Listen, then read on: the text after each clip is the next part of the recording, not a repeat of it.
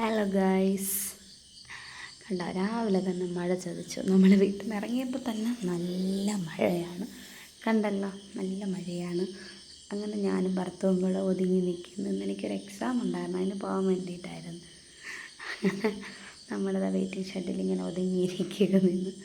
ചെറുതായിട്ടൊന്ന് മഴ തോന്നിയപ്പോഴത്തേക്ക് വീണ്ടും നേരെ നമ്മൾ വണ്ടി എടുത്തുകൊണ്ട് പോയി.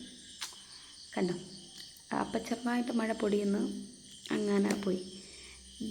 വീണ്ടും നേരെ തന്നെ വീണ്ടും വേറെ ഒരു തുടങ്ങേണ്ട ഗതി വന്ന്, പക്ഷെ അതൊന്നും ഞാൻ വീഡിയോ എടുത്തിട്ടില്ല. പിന്നെ നേരെ കാട്ടാക്കട സ്റ്റാൻഡിലോട്ടെത്തി. അപ്പോൾ ഭർത്ത പറഞ്ഞു ഇനി വണ്ടി ഇവിടെ ഒതുക്കിയിട്ട് നമുക്ക് നേരെ ബസ്സിൽ പോകാമെന്ന് പറഞ്ഞു. അങ്ങനെ വണ്ടി നമ്മുടെ കാട്ടാക്കട KSRTCയിൽ കൊണ്ട് വണ്ടി വെച്ചതിന് ശേഷം നേരെ ഒരൊറ്റ ബസ് പോലും നെയ്റ്റിൻ്റെ ബസ് ഉണ്ടായിരുന്നില്ല.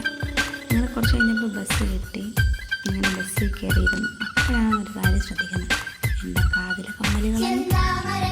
അങ്ങനെ ഞാനങ്ങോട്ടിരിക്കുകയായിരുന്നു. എനിക്ക് അങ്ങനെ പറത്തില്ല. അങ്ങനെ നമ്മുടെ KSRTCയുടെ പ്രിയദർശിനി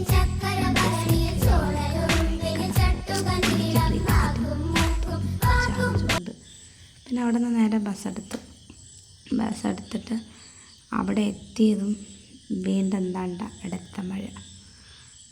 നമ്മളവിടെ അതായത് അവിടെ എത്തി സ്കൂളൊക്കെ കണ്ടുപിടിച്ച്. കണ്ടോ ഇതാണ് സ്കൂളായിരുന്നത്.